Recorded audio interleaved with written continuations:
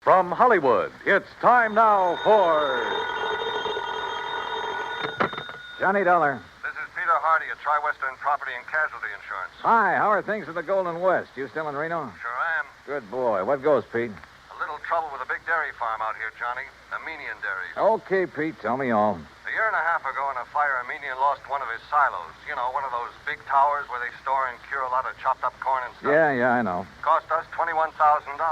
$21,000 for a silo? This time it's a compound silo, and the claim is for $56,000. Oh. But I don't want to pay it. I don't blame you. Sure, because, Johnny, I think it was arson.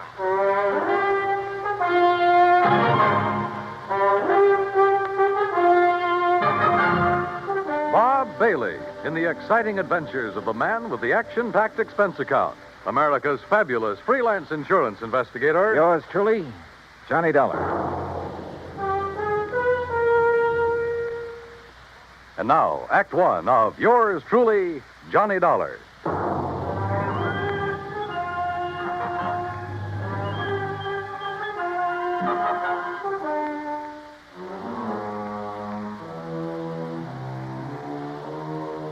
Expense account submitted by Special Investigator Johnny Dollar to the Tri-Western Property and Casualty Insurance Company, Reno, Nevada office.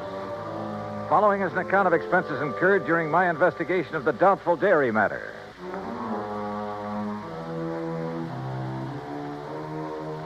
Expense account item 1, $141.20. Transportation and incidentals, Hartford to Reno, Nevada. It was about 9 a.m. when I arrived, so I checked into the Mapes Hotel, then walked over to Pete Hardy's office. Armenian Dairies is just north of here, Johnny, in Warm Springs Valley off Route 33. Well, then I'd better rent me a car. Or you can use mine. Now, Pete.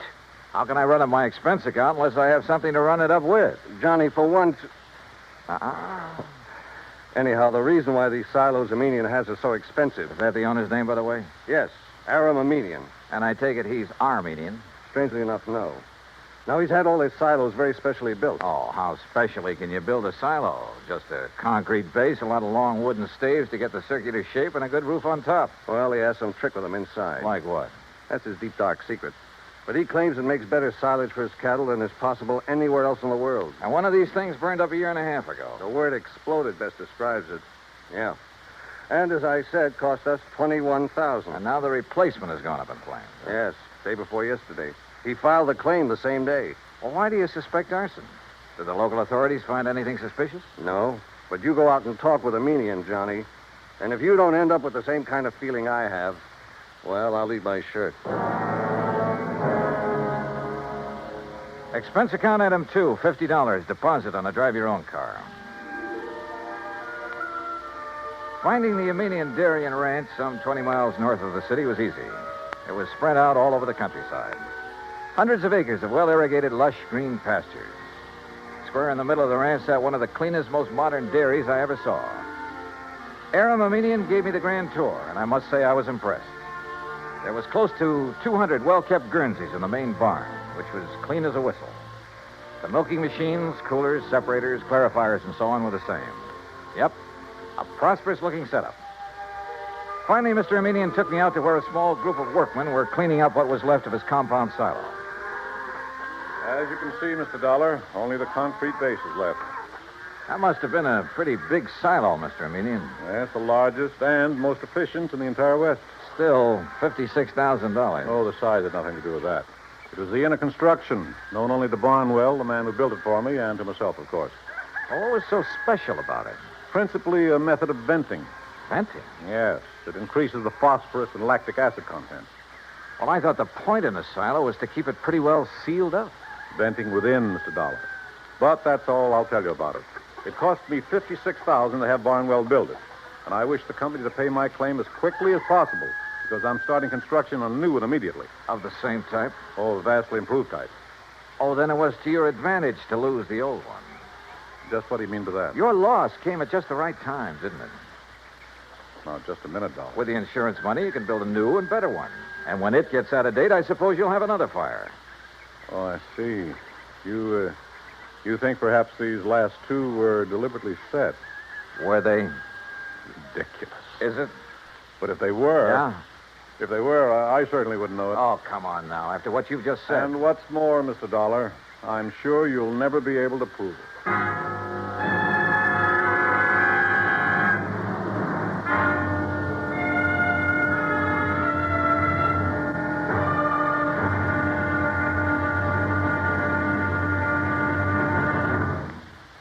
Act two of yours truly, Johnny Dollar, in a moment. We sometimes wonder, what is the life of a human being really worth? Not too much? Or maybe a great deal? Does it depend on whose life it is? Whatever the answer, one thing is certain. Fred Hargesheimer, since World War II, has felt that his life is worth quite a lot of gratitude. During the war in the Pacific, about June of 1943, Lieutenant Hargesheimer had his P-38 fighter plane shot out of the sky. Badly wounded, he bailed out over a tiny island, New Britain. It looked pretty small from where he hit the silk, but he found it much bigger when he hit the ground. It was bigger, and in complete control of the enemy. But Hargesheimer was lucky. After a month of lonely hiding, he was found by a group of friendly natives from the village of Nantambu. They cared for him and successfully hid him from enemy patrols for the next 4 months at the risk of their own lives. Then Hargesheimer was able to make it back to civilization.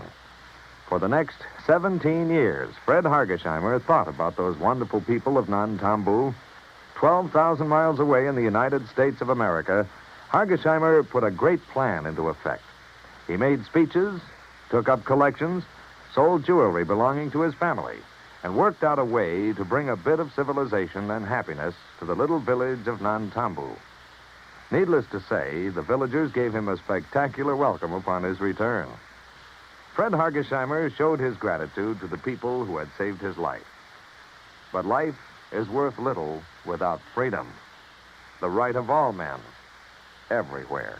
And now, Act two of yours truly, Johnny Dollar, and the Doubtful Dairy Matter. Why, what he said and the way he said it. Aram Aminian was practically challenging me to find out how arson was involved in the destruction of his $56,000 secretly constructed compound silo. Expense account item 3 phone call from a gas station on Highway 33 to Reno Police Headquarters. But Lieutenant Brady of the arson squad assured me he'd failed to find anything indicating the fire was set. So dead end. Until I remembered a little trick that had worked for me before and might work again. Item 4, 27 cents for a loaf of white bread at a grocery store along the highway. Then I drove back to the Aminian Ranch. If I'd known you were hungry, Mr. Dollar, I should have had something provided for you at the ranch house, in spite of your rather nasty attitude about this loss of mine. Food is the last thing I'm thinking of, Mr. Aminian. Well, then why this loaf of bread, if you're not... Whoop! Now, let's see. Oh, now, surely you're not going to eat the piece that dropped in the ashes. Nope. For now. Well, then get it out of your mouth, man. Well. Mm-hmm. Whatever in the world are you doing, Mr. Dollar? Yeah, I knew it. You knew what? A sure test for kerosene, Mr. Aminian. What? Yeah, fresh bread dropped in the ashes of a fire even days after the fire is out. I don't understand. I can still taste the kerosene. And, mister, it makes things look pretty bad for you. Me? Oh, good heavens, man, you can't... Dollar, I resent this completely unfounded accusation. Go right ahead and resent. Or better still, let me get hold of a stenographer and you can dictate a confession. Get out of here. Want to do it the hard way, huh? Get off this ranch, Dollar. Now leave. Immediately. Sure. I warn you, don't come back. Because if you do... Better be careful, Mr. Aminian. The kind of a threat you're about to make wouldn't sound very good in court. Get out. Get out. Out on the highway, I stopped at the mobile gas station again and made another phone call. Item 5, another 20 cents. It was to my old friend Herb Carlbert, cashier of Reno's Farm Trade National Bank. It was past closing time, but he promised to leave a door open for me. So I grabbed a sandwich and a Coke along the way. That's item 6, 80 cents, including tip. Then at the bank, Herb led me back to his private office. Oh, sit down, Johnny. Tell me all about yourself. Yeah, later, Herb. We'll go out on the town and talk our heads off. Right now, I need some information. I hope you can tell me where to get it. Oh? Information about what? The Aminian Dairy, or better still, Aminian himself. You know him? Oh, I certainly do. We're his bank. His happens to be one of the best accounts we have, especially in our investment department. You mean it's big? Plenty big. Like how much? Well, now, Johnny, I'll tell you this. If I had a quarter of his net worth, I'd have retired long ago. No big outstanding debts on his place? Anything like that? Not a penny. Aram's financial condition is as... Now, wait a minute. Yeah? That fire and explosion of his compound silo? Yeah, that's right. Herb, I found evidence indicating arson. Well, certainly aren't accusing him. Who else? Oh, no, you're wrong. Oh, now look, Herb, he filed that claim so fast. It's the most natural thing in the world for him. It's the way he does everything, like paying his bills immediately on receipt. He works that way. You expect everybody else to. Well, he gave me the impression he wanted to collect quickly in order to have money for rebuilding. Of course. Rather than cash in some of his blue chip investments. Herb, somebody fired that silo. Well, it certainly wouldn't be Aram. You sound like you're in cahoots with him. What about his employees? From my impression of the man, it They seems... love him like a father. Every one of them. And if every employer was as generous as he is, there wouldn't be any labor troubles in this country. Well, the fact remains that somebody somehow stood to profit by destroying that silo, and the one before it. Well, I can't imagine who. Even his competitors like and respect the man. Or so they say. No, they do. He's helped them stay on their feet during hard times, developed new ideas and methods, then passed them on to them. Oh, the fact remains... But Johnny, I've had a rough day. How about a nice, cool, casual drink? Then we'll have dinner and take in the town. Item 7, 2130, for drinks and a good dinner back at the Mapes. But I didn't enjoy either. Because Herb in his defense of a median was no help at all. Except perhaps for giving me a list of all the people he could think of who did business with him. I decided to check them all first thing in the morning. Finally, about midnight, having lost our share at a couple of nearby gambling clubs, we parted. Herb drove away to his home on the outskirts of town. I went back to the Mapes. Take Mr. and Mrs. Kenworthy to room 314, boy. Yes, sir. What's your... Oh, Mr. Dollar. Just my key, please. Certainly, sir. Here you are, sir. And I hope you enjoy a pleasant night's rest. Thanks. Oh, by the way, there was a gentleman here looking for you early this evening. Hung around quite a while. Said he'd be back. Well, who was he? He didn't give his name, sir, nor did he wish to leave a message. Mr. Armenian? Mr. Armenian the dairyman? Oh, no, sir. I'm quite sure. Okay, thanks. Yes, sir. Good night. Good night, sir. Oh, Mr. Dollar. Yeah? There he is. There. Huh? Going out the door, the dark brown coat. You're sure? Yes, sir. The same man. I wonder. Yeah, so do I. But if he knows you, sir, and saw you, sir... By the time I got out the front door, the man in the brown coat was halfway down the block and walking fast. Faster and faster, as a matter of fact, as I gained on him. He turned the corner, and by this time, both of us were running. Hey! Hey! Were you looking for me? By the end of 3 or 4 blocks, it was a real foot race. Then suddenly he turned into an alley, and like a darn fool, I plunged into the darkness of it after him. Hey! Hey! Right here. Oh, no, you...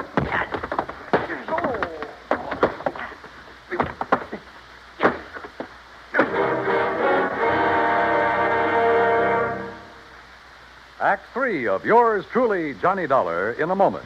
Our flag now numbers 50 stars, and behind each star there stands yet another flag representing one of the 50 states. New Hampshire state flag carries its state seal on a field of dark blue. The seal is surrounded by a wreath of laurel leaves, the symbol of peace, interspersed with 9 stars because New Hampshire was the 9th state to join the Union. The heart of the state seal is a representation of the frigate Raleigh, recalling the glory of the early days of sail.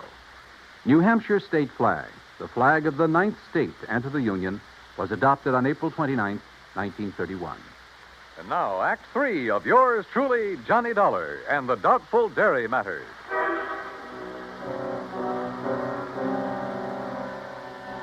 If it hadn't been for a big interstate moving van that drove into the alley where I'd been waylaid, well, I have a strong hunch I wasn't supposed to have lived through that beating. The truck driver, who absolutely refused a tip, incidentally, half walked, half carried me back to the Mapes. And the desk clerk had a doctor in my room within a few minutes. Terrible thing, Mr. Dollar. You're being attacked like this. And, of course, I'll have to make a report of it to the police. Oh, do anything you like, Doctor. Just get me patched up, will you? And you, easy now. There you have no idea who could have done this to you. Believe me, I intend to find out. Judging by this swollen hand of yours, you got in some good licks, though, and whoever... What's the matter? Well, this is a very unusual ring you're wearing. Oh, some kids in the YMCA gave it to me a couple of years ago. I helped them with the softball team. Oh, yes, of course. That's the Y insignia. Yeah, one of them made it. And the 3 raised points stand for spirit, body, and mind. Yeah, don't that's right. Well, now, if you just... Oh, wait, what's that for? they? Make sure you get plenty of rest. Oh, no, now, wait, Doc. I'm the doctor. Roll up your sleeve, please. Here, I'll do it. Look, if this shot leaves me groggy in the morning... You'll wake up feeling fine. There you are. Incidentally, that ring... Listen, before you notify the police... Ooh, hey, this shot works pretty fast. Yep. As I started to say, Doc, if that ring of yours didn't leave a mark on whomever you defended yourself against out there in the alley, I'll be very much surprised. in a few seconds, I was out like a light. But then a whole set of weird dreams began to plague my somewhat battered mind. And questions about who had attacked me and why. Only the why was only too obvious to keep me from finding an arsonist who, who probably bore the mark of my ring on his kisser. I thought of the names Herb had given me and his insistence that none of them could be guilty. Wait a minute. There was one name he hadn't mentioned, but Armenian had. Of one man who stood to gain a lot by the destruction of the silos. Or maybe it was just a crazy hunch, part of the wild dreams that came from the beating I'd taken. In any event,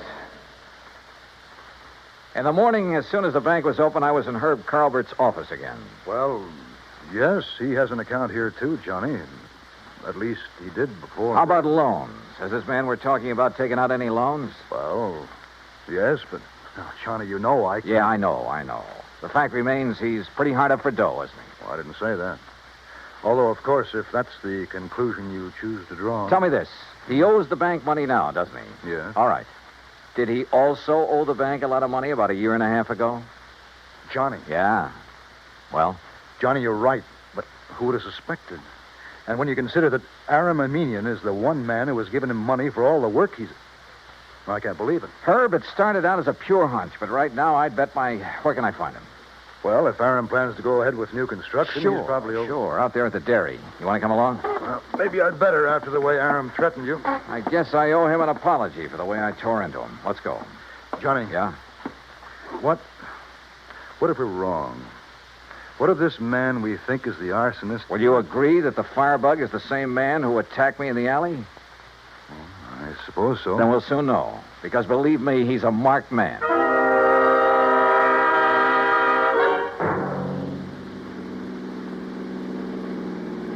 We made the Armenian dairy in 30 minutes flat, and we're told at the gate that Aram Armenian was in the pasteurizing plant.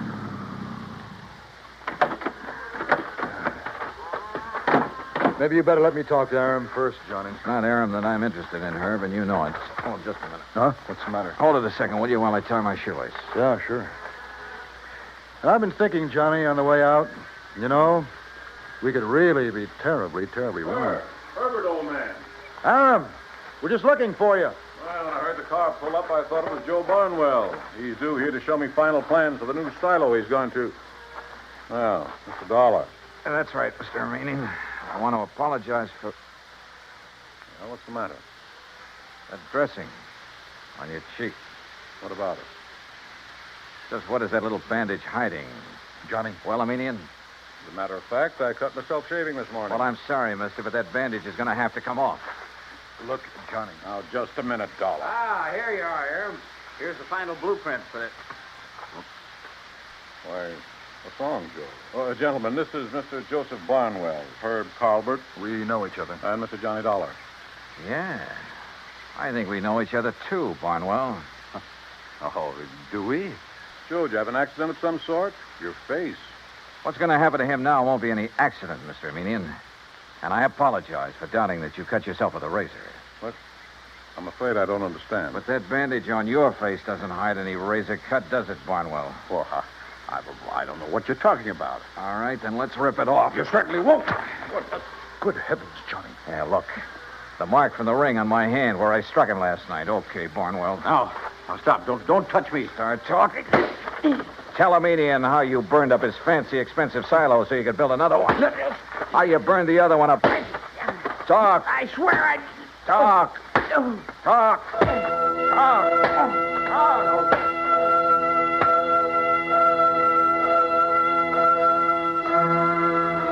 Yeah, he talked all right, plenty. About a racket so old I hadn't heard of it in years. The crooked builder who burned out his own clients to get himself more work. And in this case, a natural, because he was the only one who shared Aram's secret construction plans. And by the time I was through with him, he blabbed about some of the other clients he'd taken the same way. Expense account total, including incidentals and the trip back to Hartford, $418 even. Yours truly, Johnny Dollar.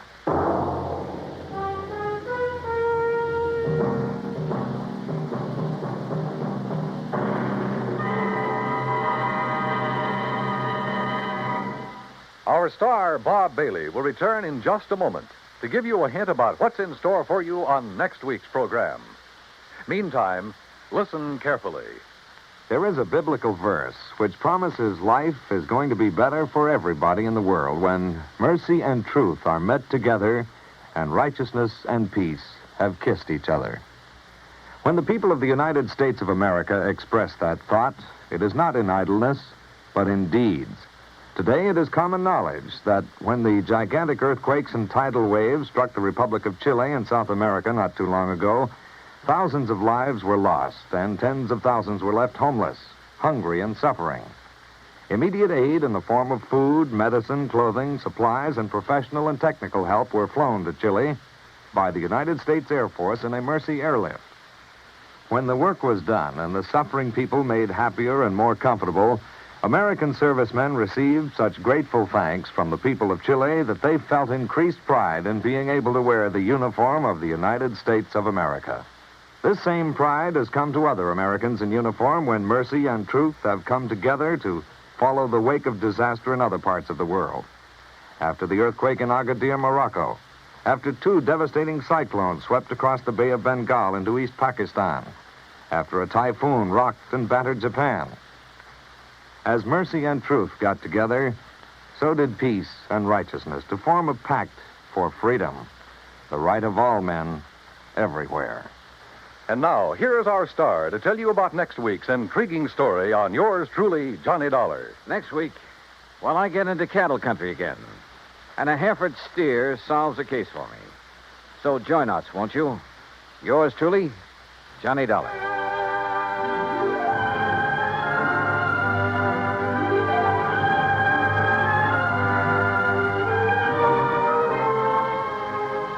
Yours truly, Johnny Dollar, starring Bob Bailey, originates in Hollywood. It is produced and directed by Jack Johnstone, who also wrote tonight's story. Heard in our cast were Paul Duboff, Will Wright, John Daner, Harry Bartell, Parley Bear, and Forrest Lewis. Be sure to join us next week, same time and station, for another exciting story of yours truly, Johnny Dollar.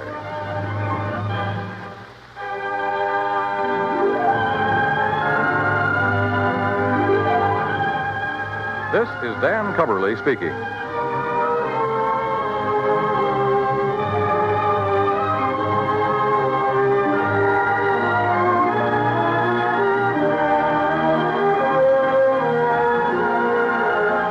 This is the United States Armed Forces Radio and Television Service.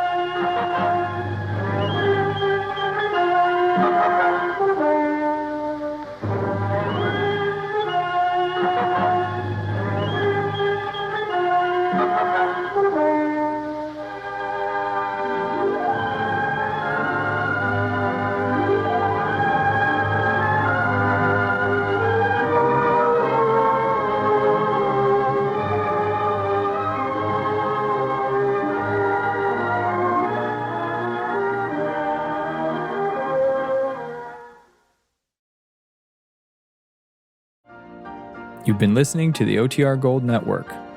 Find more classic radio at otrgold.com.